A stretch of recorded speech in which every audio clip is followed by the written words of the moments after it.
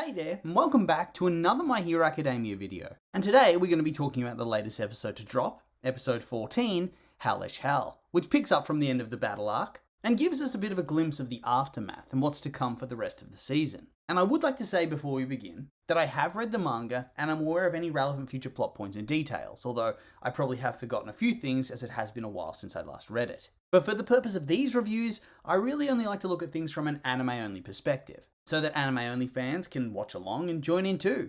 And so yeah, without further ado, let's get into the episode. So, despite the pretty decently heavy recaps the majority of the season has had for their cold opening, this episode decides to have a pretty similar trajectory and has a Deku voiceover recap everything that went down during the raid. The first strike at the hospital, the heroes slowly starting to turn the tide before disaster strikes, and Gigantomachia and Shigaraki joined the party and pretty much swept the board. And so yeah, they pretty much recapped the entire arc for us, which, yeah, thanks I guess. Honestly, not sure we needed all of that. I mean, it got to the stage that I was sitting there on the edge of my seat, desperate for something new. Desperate for the story to keep on going.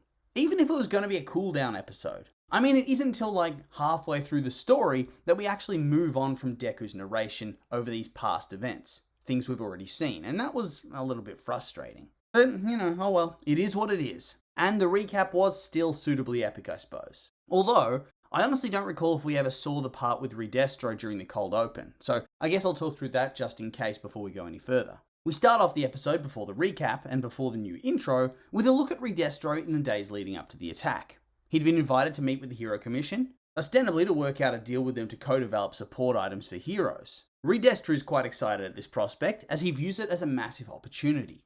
Their success has gotten to the point that the Commission can no longer just ignore their existence, and thus he's of the belief that they're going to try to strike a deal with him.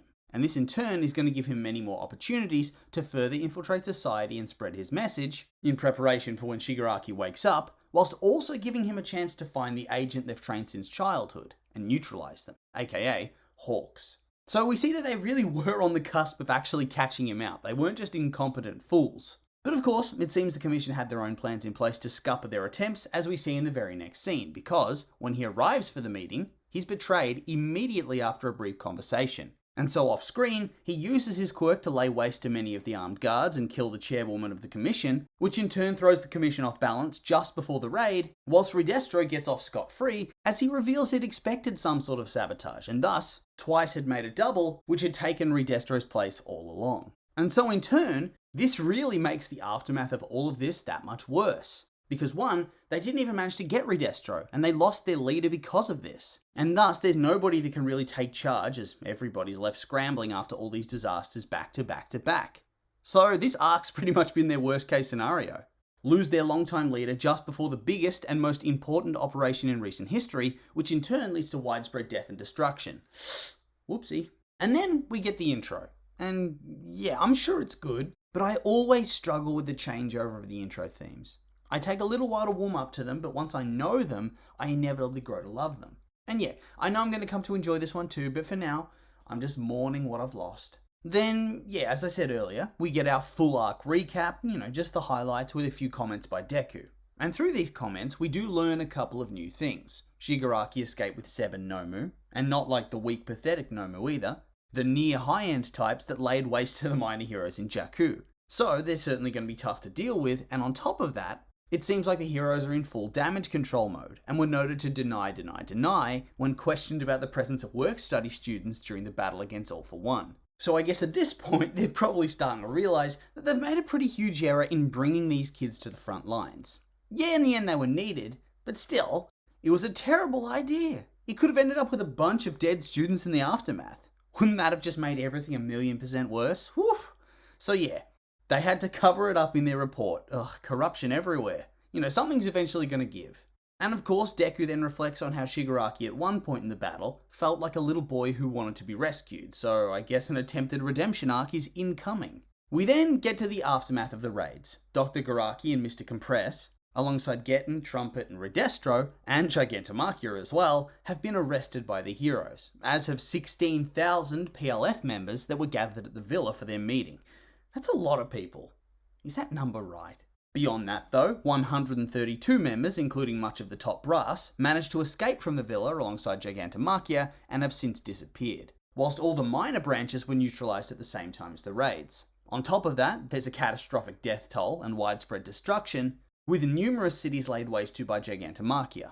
And then this is where we actually get to take a look on the ground for the aftermath of the attacks, as Uraraka and Froppy work together to save as many people as they can through the path of destruction. And this is pretty much their forte at this stage. Characters like this simply don't have the power or the niche quirk that can make them a viable character to have in the big final brawls.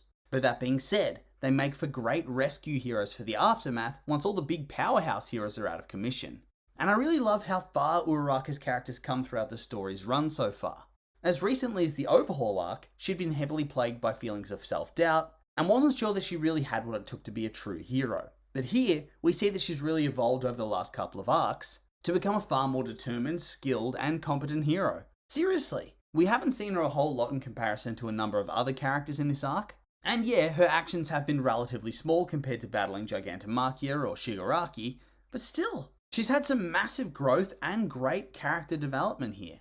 And there's a few other notes from this scene. The part with the kid trapped under the rock begging his sister to leave him before they both get crushed by a falling wall was horrifying and heartbreaking, and damn it gave me some shivers. And then seeing that lone hero decide he wants to quit and be something different, hinting that in the future we're going to deal with all these low-tier heroes that only got into the job for fame and glory quitting, is a pretty interesting future arc. It's proof that they don't actually have what it takes when the going gets tough. I mean, surely this is going to be addressed very soon. And yeah, thus, they're not true heroes. It's kind of like what Stain said, actually. In the end, he was right. He went about things the wrong way. Yeah, that's obvious. But was he actually wrong in his diagnosis of hero society? I think not. We then see more of the traumatic shit on the front lines, people dying in tents with not enough doctors or blood packs, basically just carnage and not enough personnel to help with it.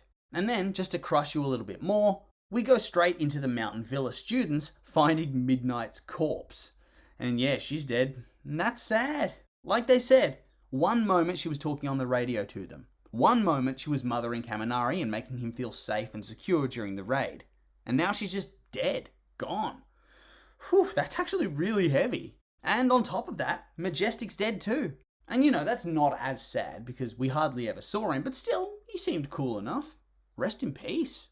And then to finish off, Deku's narration takes back over, and it's revealed that Shigaraki was 100% dead, and that apparently, with the machine broken, it was actually impossible for him to come back to life, even with the shock. So this shock was apparently not enough to revive him, and instead, he returned through the power of hate and dreams, which, oh, that's really stupid. I would have preferred the electric shock. Seriously, hate and dreams? With no heartbeat? How is his brain still active? How did he come back? He wills himself back to life. No thanks. That is stupid. It's such a stupid line, it's hard to take seriously. But anyway, we then have a quick look at public opinion, which mostly seems to revolve around how this is all Endeavor's fault. Good luck with that one, mate. Before we finish off with All For One ordering his remaining cronies to attack Tartarus to bust him out. And I'd assume along the way, they're also going to be busting out a bunch of other maximum security prisoners, which seems like what we're promised in the preview for the next episode. And so, yeah, good episode, but that's the end of the video. And I would like to say that these have just been my opinions, and now I'd like to hear yours. What did you think of the episode? You like it? Hate it? I'm curious for your thoughts, so make sure to like, comment, subscribe, and let me know.